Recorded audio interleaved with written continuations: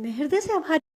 नमस्कार, मैं ममता श्रवण अग्रवाल सतना मध्य प्रदेश से, और यहाँ पर ब्यूटीफुल थॉट्स कार्यक्रम के अंतर्गत अपनी सभी बहनों को साधुवाद देती हूँ जिन्होंने मुझे यहाँ बुलाया, जिन्होंने आमंत्रित किया और जिन्होंने मुझे ये संबल दिया कि मैं आपके इस पटल पर आऊँ और अपनी छोटी छोटी रचनाओं से आपको अपने आप से परिचित कराऊँ।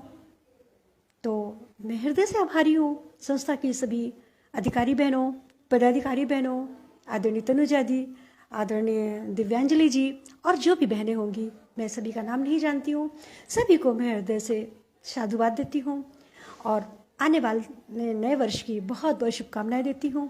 तो चलिए, मेरा समय हो चुका है तो मैं अपनी रचनाएं आपके समक्ष रख रही हूँ। सर्वप्रथम मैं एक छोटी सी वाणी वंदना आपके समक्ष रख रही हूँ, माँ वीणा पाणी, क्योंकि जिनकी कृपा के बिना कहीं पर भी हम कोई भी सृजन नहीं कर सकते, जो वाणी और बुद्धि की देवी हैं।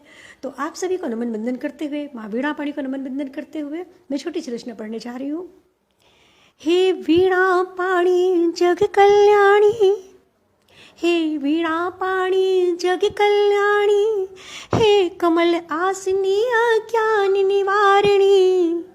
हे वीणा पाणी जग कल्याणी, हे कमल आसनी अज्ञान निवारणी, हे जगत वंदनीय ज्ञान धारणी, हे श्वेतांबरी, हे शब्द रूपिणी।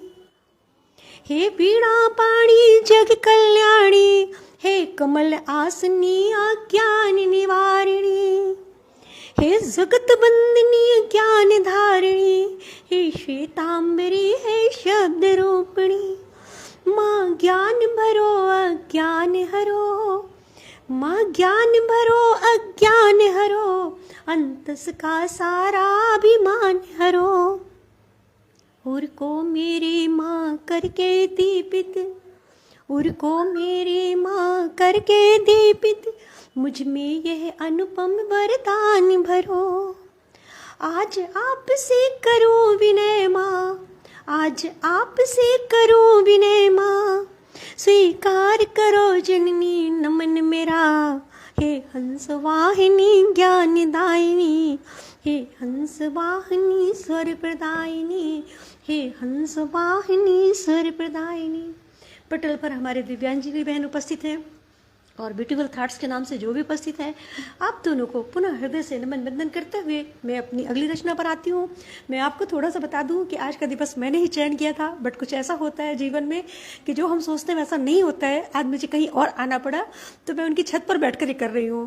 तो चूँकि करना था, आपको मैंने समय दिया हुआ था और आपने मेरा पोस्टर बनवा दिया था, तो मुझे आना था, पर आज मैं उनके टेरेस पर बैठी हुई हूँ और वहाँ पर बैठकर ये अपनी रचनाएं पढ़ रही हूँ।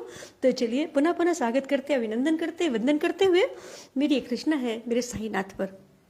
मेरी इष्ट साईं है, मैं हिंदू हूँ, सनातनी हूँ, सभी ईश्वर को मानती हूँ, मैंने रामायण भी लिखी है, लेकिन मेरे इष्ट जो है वो साईं हैं और साईनाथ की कृपा से मैंने संसार में अध्यात्म को जाना है। तो एक छोटी सी रचना मेरे साईनाथ पर है।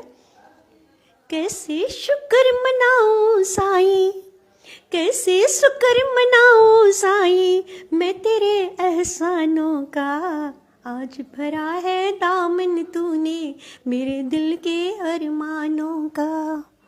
कैसे शुक्र मनाऊं साईं, मैं तेरे एहसानों का, आज भरा है दामन तूने मेरे दिल के अरमानों का।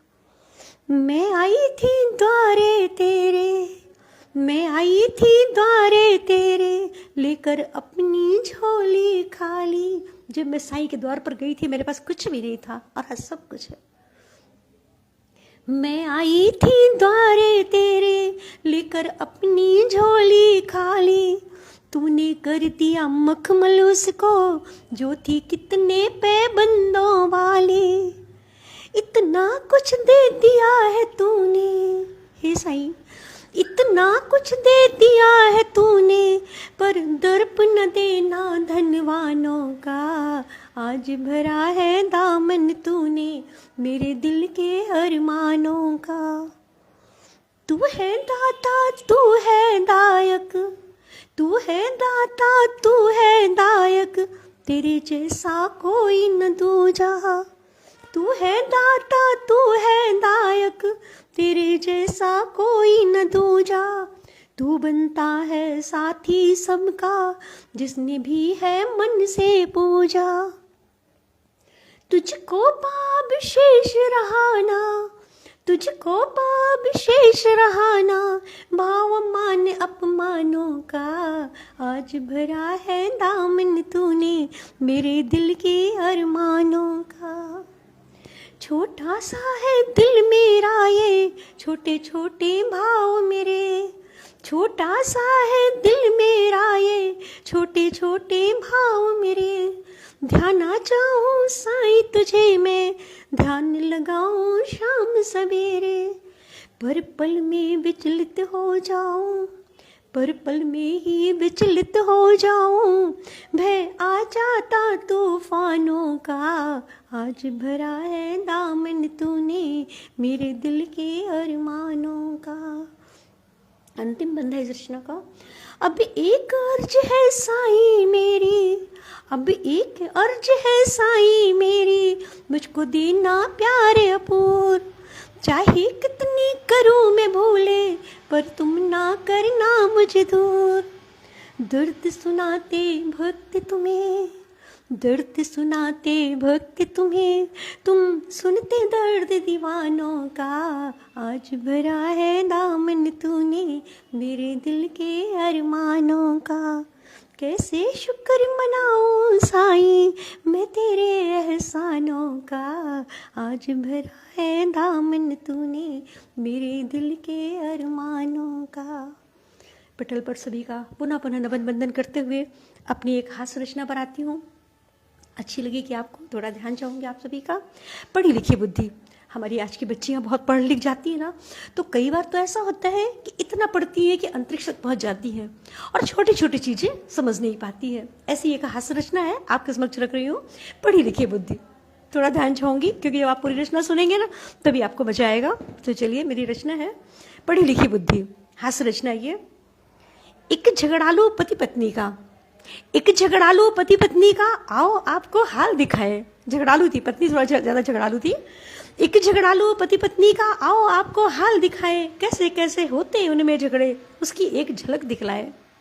एक झगड़ालू पति पत्नी का, आओ आपको हाल दिखाए। कैसे कैसे होते उनमें झगड़े, उसकी एक झलक दिखलाए। क्या झगड़ा है देखिए।